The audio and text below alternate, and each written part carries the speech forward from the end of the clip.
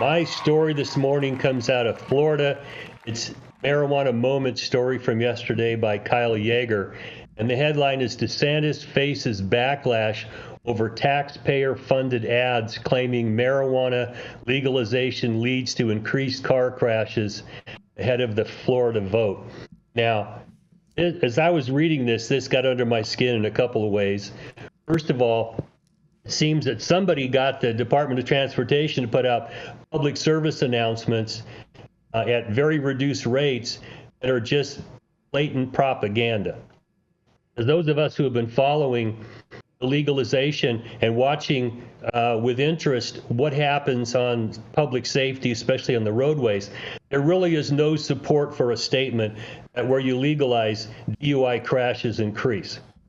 In fact, even the federal government said, now it's way too early to tell. And historically, people have smoked weed and driven for decades. It was just never looked for.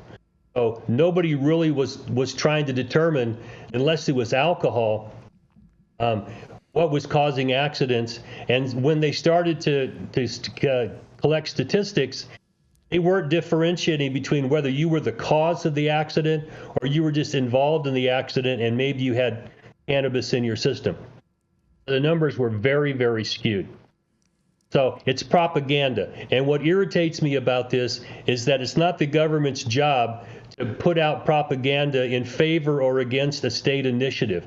This should be a private actor's job. I mean, PACs can do this, individuals can get together, groups can fund this, but to have the state step in and put out what it just is nauseating propaganda, it's really irritating.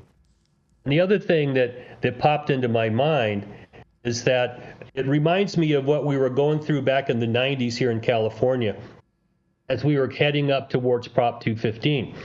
Now, the law and order guys did not want Prop 215 to go forward. They did every damn thing they could to avoid having this initiative pass. And we had a guy named Dan Lundgren out here. He was not the governor, he was the attorney general, but he was a right-wing Republican, and he was a law and order guy, and he hated weed, and he was going to do whatever he could.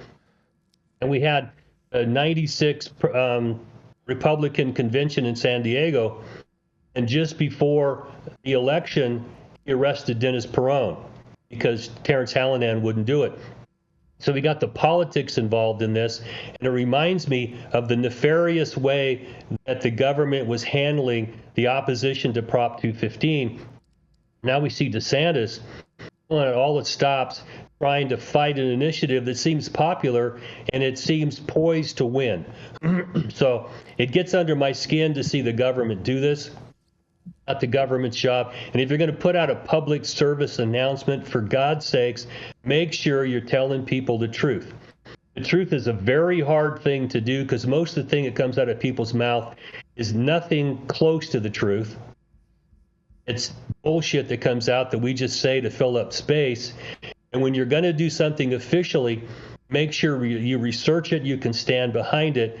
When it's just throwing out blatant propaganda, now how do you trust these public service announcements when they're just blatantly full of shit like this?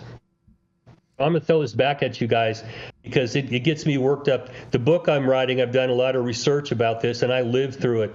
So when I see this stuff, it kind of gets my juices up that we're seeing some of the same stuff. And I'm not saying the Democrats haven't done it, but historically what I've seen has been law and order Republicans who want to throw out this kind of nonsense. So I'm going to throw it back at you guys. What do you think about this? Man, he must be getting his talking points from Project Sam, you think, Dale?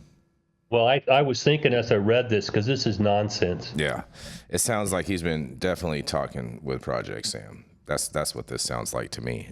This has Project Sam's fingerprints all over it in my mind. I wish Project Sam would keep their fingers out of cannabis. If you don't want the industry to exist, just say that and sit down somewhere in a corner and shut up. I think they've said that that's pretty. I think they've stated that numerous times. Yeah, well, now sit down and shut up. We've heard it. Mm-hmm. I mean, I just go to bed. Oh, go ahead, Dale. Cannabis legalization is not going to bring Western civilization to an end. Let's just stop that crap, okay? All the nonsense that we're seeing now goes way back when there were really racial reasons for making marijuana illegal. Okay, they were blatant, and now we're bringing it forward, and they're trying to put lipstick on the pig and saying, "Oh, this is not racial." It's bullshit. The entire opposition to the legalization weed has been focused on either black people, brown people, or gay people. Okay, and now they're still, oh, my mama said it's bad, so therefore I can't let this go forward. Rather than opening your mind and looking at reason and objective facts, we just see the propaganda machine come out.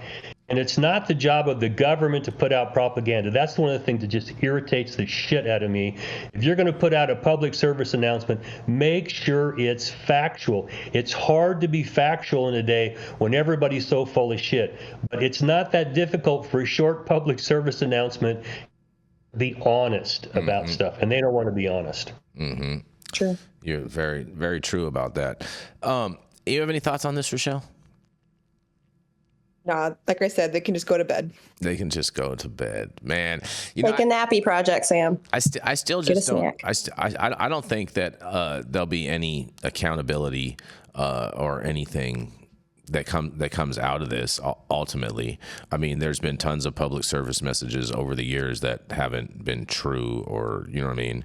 Like we can, you know, just recently, and even a long time ago, you remember the "This is your brain on drugs" ad. You know what I mean? Those were all public service messages. So I don't think there's going to be any type of accountability on that. And it's unfortunate that taxpayers are paying for this propaganda and whatnot, but I don't think it's going to change at all anytime soon. Well, I think you're probably right, but it doesn't mean we shouldn't be screaming about it. That if we're going to use the public bully pulpit, it should at least be factual based.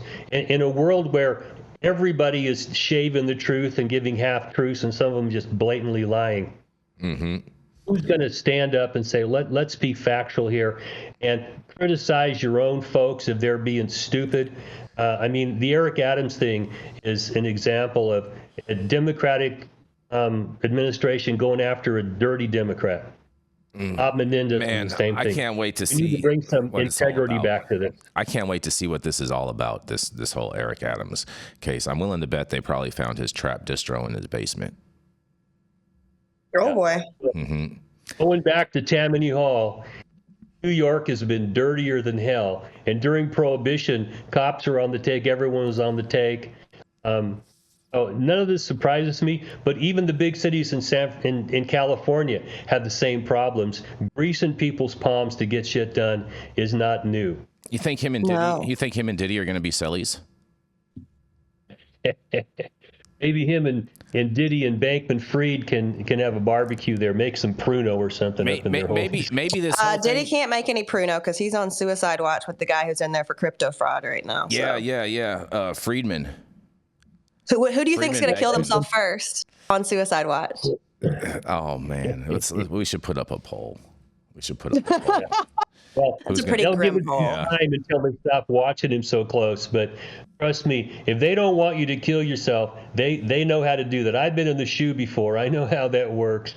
And they'll watch you. And as soon as they stop watching you, then if somebody sneaks in, the next thing you know, oh, there's something around his neck. How'd this happen? Maybe He put baby oil on the floor and strung himself up with the sheet we didn't give him.